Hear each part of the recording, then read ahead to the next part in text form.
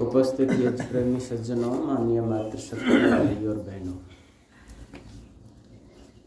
हम सबकी एक मनोवृत्ति देखी जाती है कि सभी जीव स्वर्ग चाहते हैं, स्वर्ग में रहना पसंद करते हैं। कोई संसार से विदा होता है तो उसको भी हम स्वर्गीय लिखते हैं, स्वर्गीय कहते हैं, क्योंकि दो चीज़ें देखी जाती हैं संसार में, एक स्वर्ग और एक नरक। स्वर्ग सभी चाहते हैं, नरक कोई चाहता नहीं है। चाहे कोई नरक में जा रहा हो फिर भी हम उसको स्वर्गीय, स्वर्ग में जाने वाला ही कहते हैं कि ये स्वर्ग में ही जाए, ऐसा मानते हैं। तो ये हम स्वर्ग जो चाहते हैं वो हमारी आंतरिक एक मांग है, इच्छा है। वैसे स्वर्ग दो प्रकार से माना जाता है, एक इहलौकिक स्वर्ग होता है और एक पारलौकिक स्वर्ग होता है। इहलौकिक स्वर्ग कहते हैं जो शरीर के जीवन के साथ भोगा जाता है, और पारलौकिक स्वर्ग कहते हैं जो शरीर रहित आत्मा ब्रह्म में रह करके स्वर्ग का पान करती है। ज़्यादातर संसार के लोग स्वर्ग ऊपर मानते हैं, कहते हैं भाई स्वर्ग कहाँ है कि ऊपर है, नरक कहाँ है कि ऊपर है। स्वर्ग कब मिलेगा कि मरने के बाद, नरक कब मिलेगा कि मरने के बाद। ऐसी हम सबकी एक मनोवृत्तियाँ है। पर महर्षि दयानंद सरस्वती जी ने कहा है कि स्वर्ग संसार नहीं है, जीते जी भी स्वर्ग मिलता है और मरने के बाद भी मिलता है। जीते जी स्वर्ग क्या होता है, ऋषि लिखते हैं कि सुख और सुख की सामग्री प्राप्त होना स्वर्ग है। अगर आप इस संसार में हैं और आपके इर्द गिर्द सभी सुख और सुख की सामग्री उपस्थित हैं तो आप स्वर्ग में हैं।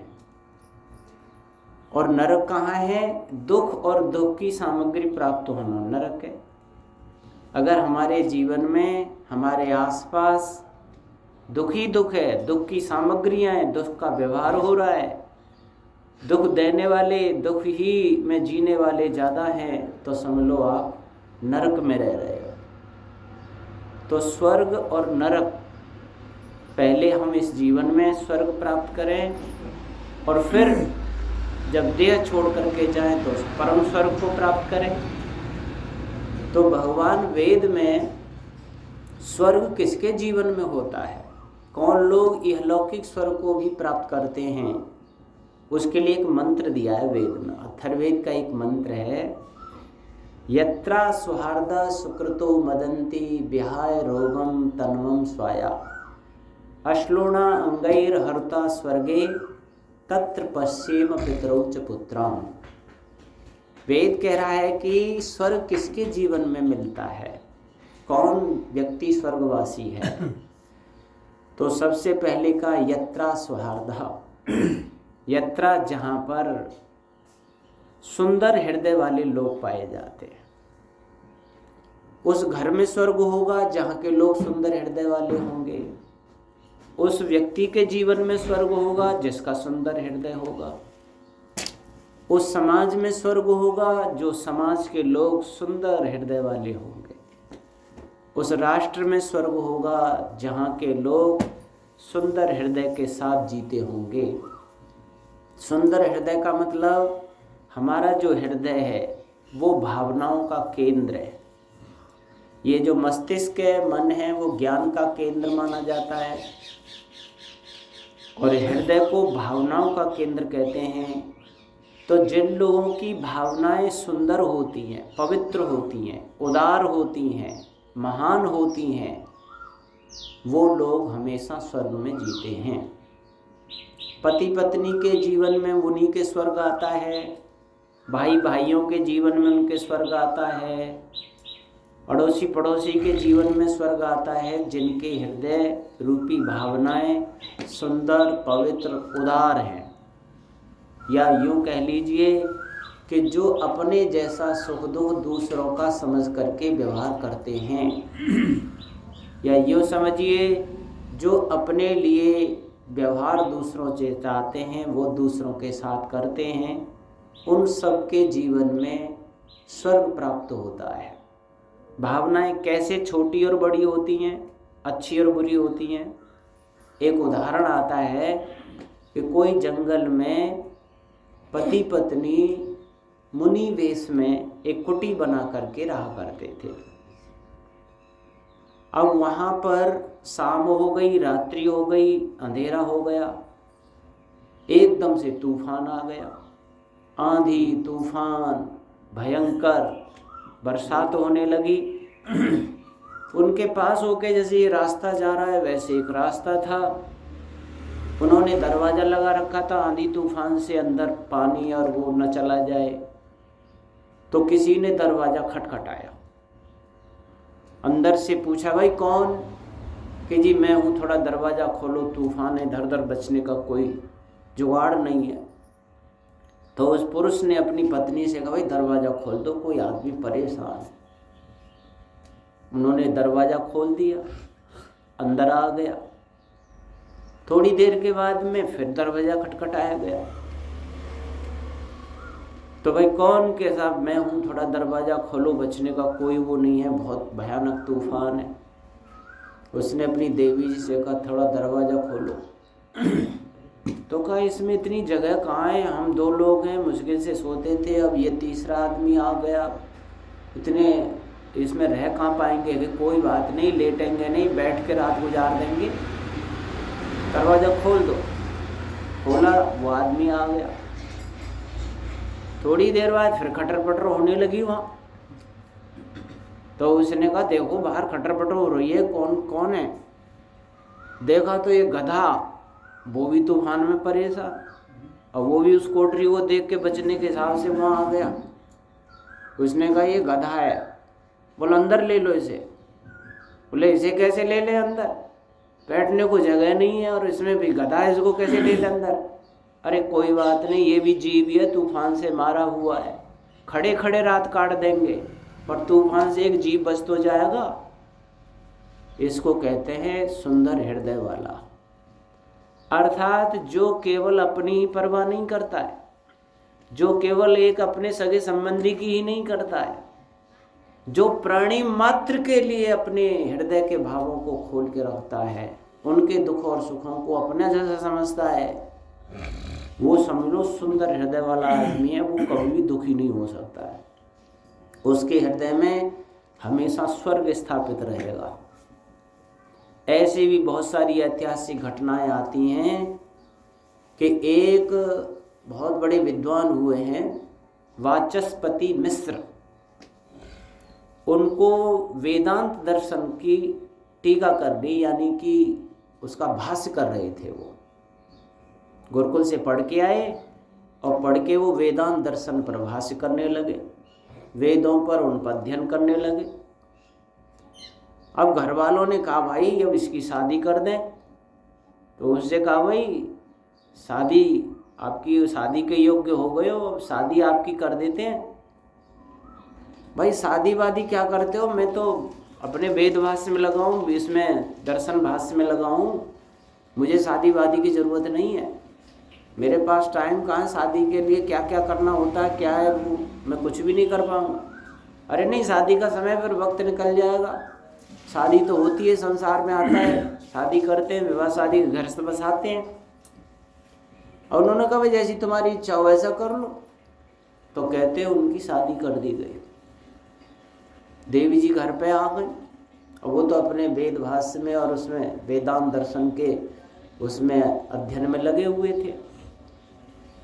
अब क्या होता है कि एक रात क्या होता है, आंधी जो है वो आती है और वो दीपक जो जला हुआ था वो बुझ जाता है। फिर एक देवी आती है और उसके दीपक को जलाती है। उसने देखा, कहा देवी आप कौन हो? उन्होंने कहा कि मैं एक सेविका हूँ, आपकी सेवा में लगी हुई हूँ। कि हमारी सेवा में आपको किसने नियुक्त किया? कि पत्नी को पति की सेवा में तो धर्म ही नियुक्त करता है, और कौन कर सकता है? कि तुम मेरी पत्नी हो? कि हाँ मैं तुम्हारी पत्नी हूँ। कि हमारा विवाह कब हुआ? कि आपका विवाह तब हुआ था जब तुम विवाह के फेरों पर भी किताब कॉपी को लेकर के कुछ अध्ययन कर रहे थे। तुम फेरों भी ले रहे थे और हाथ में तुम्हारे कॉपी किताब भी लगे हुए थे, उस पर भी तुम अध्ययन कर रहे थे। उस समय हमारे फेरे हुए। उस समय तक उनकी उम्र 50 को पार कर गई थी, 50 वर्ष की उम्र को पार कर गई थी। वो देवी रोजाना आती, समय पर भोजन रख जाती, बर्तन ले जाती, समय पर उनके नहाने धोने की व्यवस्था कर देती, दीपक जला जाती, सारी व्यवस्थाएं टोटल कर रही है। और वो अपने अध्ययन में लगे हुए, इतने खो गए उसमें, खोते। क्योंकि जो बहुत ज़्यादा ज्ञानी ध्यानी होते हैं, योग साधना करते हैं या साइंटिस्ट होते हैं, उनको ये भी पता नहीं होता कि भोजन भी किया है कि नहीं किया। तो उसने कहा देवी 50 वर्ष हमारे हो गए और गृहस्थ की अवस्था हमारी ऊपर निकल गई, तो वानप्रस्थ की अवस्था आ गई, और तुमने मेरी इतनी सेवा की है। मैंने ये वेदांत की टीका लिखी है, भाष्य लिखा है। अब मैं गृहस्थ जैसा सुख तो आपको नहीं दे सकता, पर हाँ तुम्हें दुनिया में तुम्हारा नाम रोशन कर दूंगा। और उस वेदांत दर्शन के जो भाष्य लिखा उस पर उन्होंने, उनकी पत्नी का नाम था भामती, उन्होंने भामती टीका के नाम से उस ग्रंथ को प्रसिद्ध किया। वो थे वाचस्पति मिश्र। कैसे कैसे सुंदर विशाल हृदय वाले लोग होते हैं।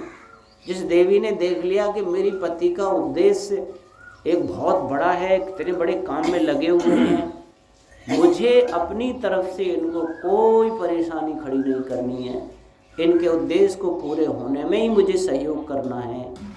इसको कहते हैं यत्रा सुहार्ता। आज कोई अगर व्यक्ति लगा हुआ हो किसी काम में और उनकी देवी जी साल 2 साल भी रह जाए तो शिकायत खड़ी हो जाएगी, केस मुकदमे लग जाएंगे कि साहब इतने वर्ष हो गए, न बोले न चाले, अपने कीड़े मकोड़े की तरह किताबी कीड़ा बन के रहता है, उसी के साथ क्या रहना हमें। लेकिन उस देवी का हृदय आप देखो कितना महान होगा, कितना विशाल होगा, जिसने कोई भी शिकायत पूरे 50 वर्ष की उम्र तक नहीं की और आगे भी नहीं की, इतना अपना त्यागी तपस्वी जीवन जिया। तो जहाँ ऐसे सुंदर हृदय वाले लोग होते हैं वहाँ पर स्वर्ग निवास करता है। इस जीवन में भी स्वर्ग में रहते हैं और आगे आने वाले जीवन में भी स्वर्ग रहते हैं। चाहे वो भाई भाई हो, पति पत्नी हो। वैसे पति पत्नी ही मूलतः गृहस्थ माना जाता है। अगर पति पत्नी में आपस में एक हृदय होकर के रहा जाता है तो समझ लो वहाँ पर जीवन बहुत सुंदर होता है। जब विवाह संस्कार होता है नहीं तो वहाँ पर सबसे पहले वर और वधू यज्ञ मंडप में जब आते हैं फेरों के लिए, तो वहाँ पर सब जितने भी बैठे हुए हैं उनको संबोधित करके एक वाक्य बोलते हैं, दोनों मंत्र बोलते हैं, और वो कहते हैं समंजंतु विश्वे देवा समापो हृदयानि नौ सममात्रस्वा समधाता समदृष्टि दधातु नौ। हे इस सभा मंडप में, विवाह मंडप में उपस्थित समस्त विद्वान जनों, पितर जनों, हम आपसे विवाह संस्कार में प्रवेश करने की अनुमति चाहते हैं। हमें गृहस्थ धर्म की दीक्षा में दीक्षित करो, प्रवेश करने की अनुमति दो, और हम एक दूसरे से इस प्रकार जुड़ करके रहेंगे। सम आपह हृदयानि नौ, हमारे जो हृदय हैं वो 2 जलों के जैसे एक में करके मिल जाना होता है, वैसे मिल करके रहेंगे। एक जल कहीं दूसरे कुएं का लाया जाए, एक जल दूसरे कुएं का लाया जाए, और उन दोनों को एक पात्र में डाल दिया जाए, तो दुनिया की कोई ऐसी मशीन और यंत्र नहीं बना जो उन अलग अलग स्थानों से लाए हुए जल को पुनः अलग कर दिया जाए। कभी अलग नहीं हो सकता। दूध में पानी डाल दें तो पानी और दूध अलग हो जाता है। हंस में ऐसी योग्यता बताते हैं कि वो दूध पी जाता है, पानी को छोड़ देता है। पर आजकल मशीनें भी आ गई हैं ऐसी, सोने में मिलावट कर दें वो भी अलग हो जाते हैं, किसी और धातु में कोई मिलावट कर दें तो सब धातुएं अलग कर दी जाती हैं, परंतु पानी में पानी मिला दिया जाए तो अलग नहीं कर सकते, एक हो जाते हैं। वैसे हम मिल के रहेंगे तो कैसे मिल के रहेंगे? 3 बातें वहाँ दी हैं। यत्रा सौहार्द, हृदय से हृदय मिलाने के लिए 3 बातें जिनके हृदय में बसी हुई हैं वो समझ लीजिए स्वर्ग में रहेंगे, वो गृहस्थी स्वर्ग में रहेंगे। पहली बात दी है सम मातर स्व, जैसे हमको प्राण प्रिय होते हैं, प्राणवायु प्रिय होती है, श्वास आना और जाना दुनिया में सबसे ज़्यादा प्रिय होता है।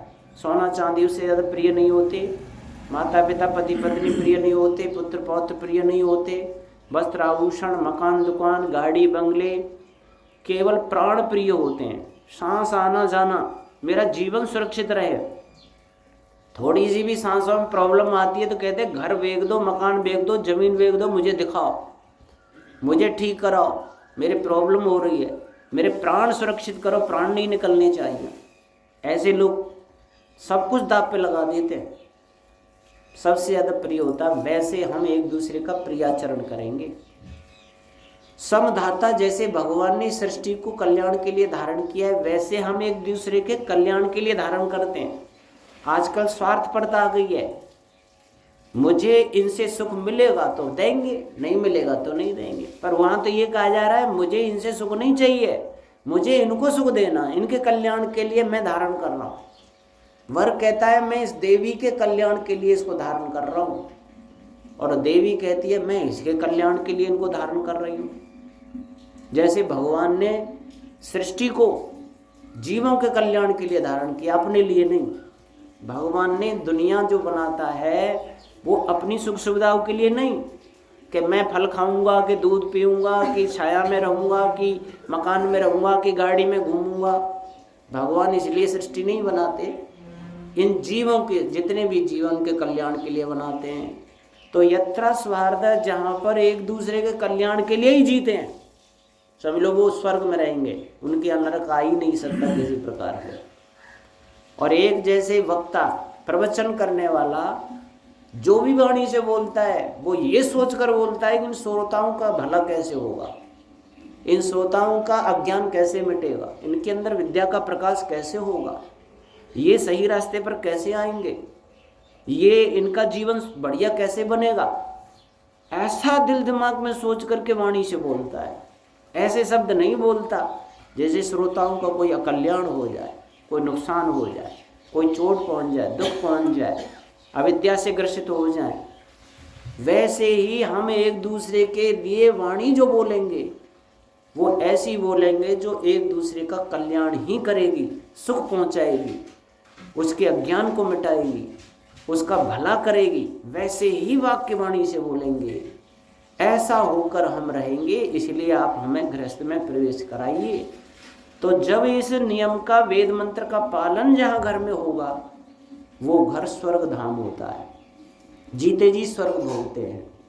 इसलिए हम लोगों को इस पैमाने को हर जगह घटा के देखना चाहिए। यूँ आपार व्यापार में भी देखना चाहिए। जैसे भाई किसी सेठ जी के यहाँ नौकर काम करते हैं और नौकर को समय पर वेतन दिया जाता है, उससे काम लिया जाता है।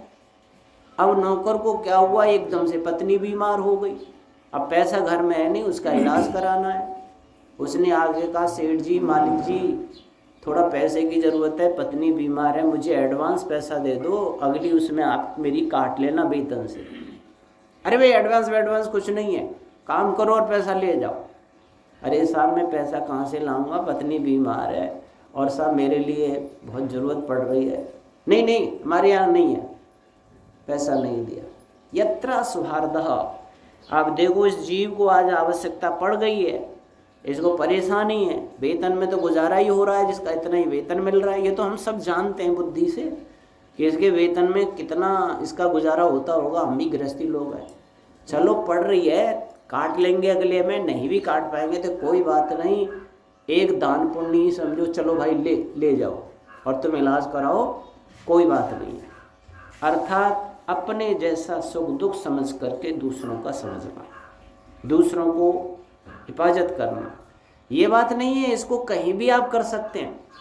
मैं पहले एक सी ऐसी आर्य समाज, खैर आर्य समाज में पुरोहित था और बच्चों के साथ रहता था मैं, तो वहाँ पे वो दक्षिणा दिया करते थे भाई, 1000 रुपये कुछ दक्षिणा देते थे महीने की। तो हमारा एक वो उसमें दुकानें थी और वो कपड़े का व्यापारी था, वो थोड़ा बहुत संबंध रखता था। तो उनकी मीटिंग हुई, मीटिंग में उसने प्रस्ताव रखा विजेंद्र ने, भाई शास्त्री जी गृहस्थ सहित रहते हैं और 1000 रुपये में भाई खर्चा नहीं चलता होगा, थोड़ा बढ़ा दिया जाए, दक्षिणा को बढ़ा दिया जाए तो ठीक बात है। तो वहाँ के जो संरक्षक थे वो अध्यापक रिटायर थे, उन्होंने कहा क्या शास्त्री जी ने तुमसे बढ़ाने के लिए कहा है? तो भाई वो तो कहते ही नहीं, उनका स्वभाव ही नहीं, वो कह भी नहीं सकते, चाहे भूखे रह आएंगे पर वो कहेंगे नहीं। अरे जब उन्होंने कहा ही नहीं है तो तुम अपनी तरफ से क्यों कह रहे हो? उसने कहा देखो हम गृहस्थी हैं, बाल बच्चेदार हैं, हमें मालूम है खर्चे कितने घर के, कितने में खर्चे चल जाते हैं। क्या हम नहीं सोच सकते बुद्धि से कि कम से कम इतने 2 बालक रहते हैं, 4 प्राणी हैं, तो वो कितना खर्चा होता होगा। यानी कि यत्रा सौहार्द, उस व्यक्ति ने मना कर दिया। एक बार जो है वो पहले मेरे से ये कह रहा था, आजकल देखो उपदेशक लोग कैसे हैं भाई, तय करके आते हैं दक्षिणा मांगते हैं, ये कोई अच्छी बात है? अब वो आ गए संरक्षक जी, विजेंद्र ने मुझे बता दिया, मैंने ऐसे प्रस्ताव रखा था तो ऐसे से कहा उन्होंने। मैंने उनसे कहा माँ साहब, अगर कोई व्यक्ति तय करता है कि भाई मुझे इतनी दक्षिणा दी जाए तो अच्छी बात नहीं है कि हाँ, और आप ये कहते हो क्या उन्होंने वेतन बढ़ाने की, दक्षिणा बढ़ाने की कहा है? यानी कि तय करने पर मजबूर भी करते हो और नहीं करें, जो करते हो उनको अच्छा भी नहीं मानते हो। कम से कम बुद्धि से काम लो, एक स्तर पर नियम पर टिको, एक तो रागो कम से कम। कहने का मतलब मैंने तो प्रसंगवश कह दिया है, हम अपनी बुद्धि विवेक से ये देखें, जैसा अपने हृदय में सुकून शांति व्यवहारों से मिलती है, वह सुकून शांति का व्यवहार हम अन्य प्राणियों के साथ में करते हैं और एक परिवार में घर में रहते सब लोग करते हैं, निश्चित रूप से उस घर में स्वर्ग होगा, किसी प्रकार की कमी नहीं आएगी, आनंद से रहेंगे, कम खर्चे पर भी आनंद रहेगा। जैसे एक छोटी सी बात कह के समाप्त करता हूँ, एक परिवार में 500 रुपये रोज की आमदनी है और उस घर में खर्चा है 400 रुपये 300 रुपये का, और एक दूसरे के सुख दुख को समझने की भावना नहीं है, हृदय सबके कलुषित भरे हुए हैं, उस घर में नरक रहेगा। और जिस घर में 200 रुपये रोज की आमदनी है और एक दूसरे से बहुत प्रीति है और अपने से ज़्यादा दूसरे को सुकून और खाना पीना पहनना ओढ़ना देने की भावनाएं हैं, और चाहे उनके खर्चे 500 रुपये के आमदनी 200 की है तो भी उस घर में स्वर्ग रहेगा। यानी स्वर्ग शांति आनंद पैसे धेले नोट मकान दुकान पर नहीं है, ये हमारे हृदय की भावनाओं पर निश्चित करता है। अगर भावनाएं तुम्हारी शुद्ध पवित्र और प्राणी मात्र के प्रति हैं तो आप कम आमदनी में भी स्वर्ग और सुख में रहोगे, और तुम्हारे दिल और दिमाग की भावनाएं विकृत है, ढेर सारी संपत्ति है या 56 प्रकार के भोजन सामने हों तो भी व्यक्ति नरक में रहता है। इसलिए हम यत्रा स्मार्थ शब्द को समझें और अपने जीवन को स्वर्ग में बनाएं। ओम शांति, धन्यवाद।